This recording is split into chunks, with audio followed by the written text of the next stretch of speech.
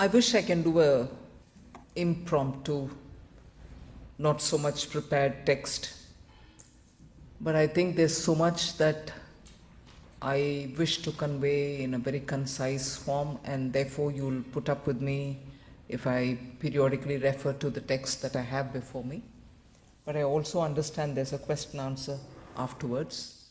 So that would make up for my wish to have a informal interaction, I guess.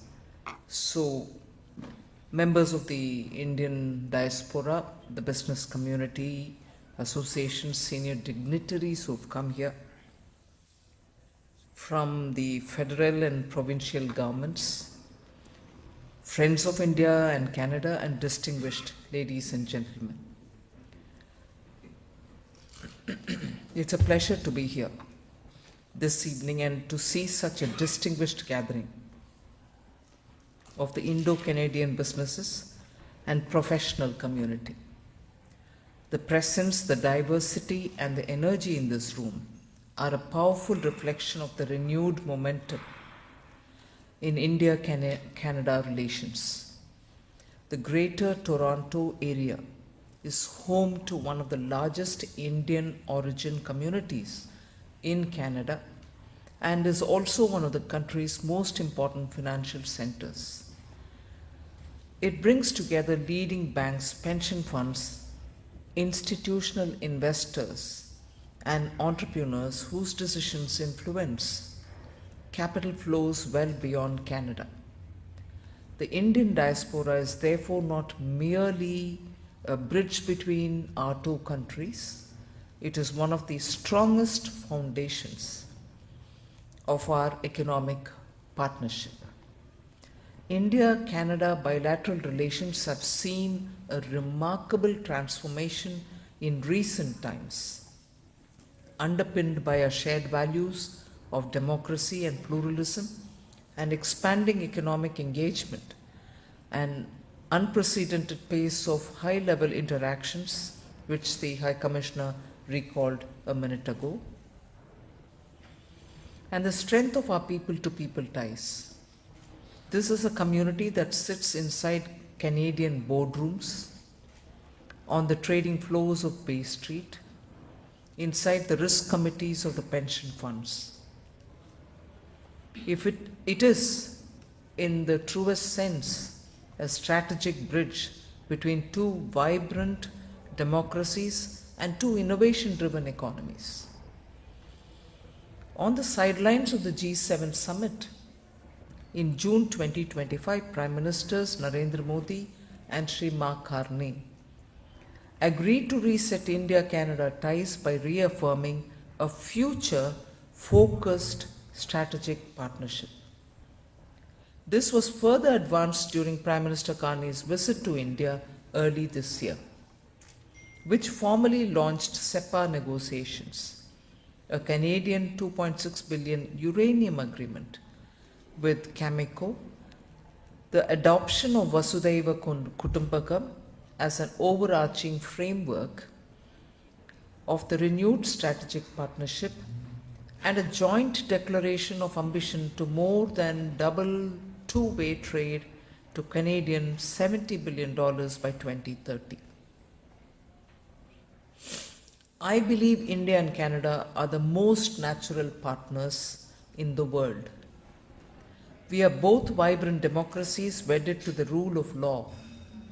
We share the Commonwealth traditions, a similar parliamentary model, and the same language, official language. We see eye to eye on most geopolitical questions. We both champion UN-based multilateralism, North-South cooperation, and a rule-based international order. Above all, Canada and India are the two great multicultural societies in today's world that truly value and cherish diversity, and that is a bond that goes deeper than any trade agreement. India today stands as the fastest growing major economy in the world.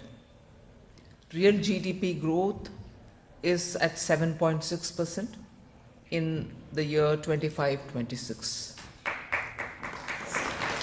Thank you.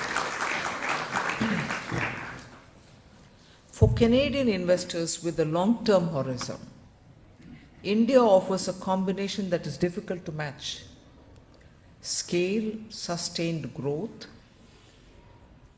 a young population, expanding consumption, and rapidly deepening capital markets. India's transformation is structural. Rapid urbanization, a growing middle class, and world-class digital infrastructure are creating new opportunities across virtually every sector of the economy.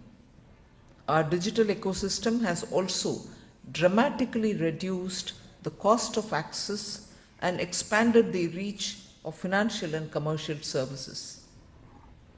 One of the strongest examples of the economic partnership is the substantial and long-term presence of Canadian pension funds in India.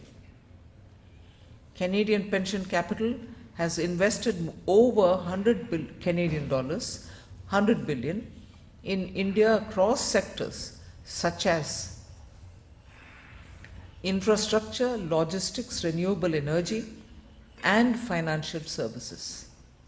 These are investments built around a long-term view of India's growth story.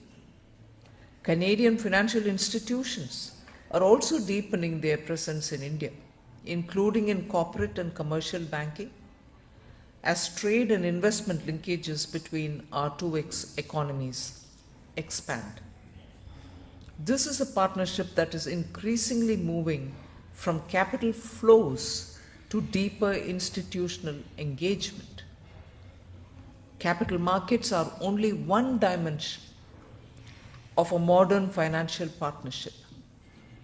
Equally important is the underlying financial infrastructure. India's Unified Payment Interface, the UPI, is perhaps the clearest example of this transformation. By transaction volume, it is the world's largest real-time payment system and has become an important instrument of financial inclusion, efficiency, and innovation. There are significant opportunities here for collaboration with Canadian banks, fintech companies, and regulators, not only in payments, but in shaping the next generation of digital financial infrastructure. India is also creating new gateways for international capital. GIFT City, India's International Financial Services Center, is emerging as a global platform for international financial institutions, supported by a regulatory and tax framework designed specifically for cross-border financial activity. At the same time, India has progressively opened sectors such as insurance, asset management, and pensions to greater foreign participation, while our capital markets have become deeper, more liquid, and more sophisticated.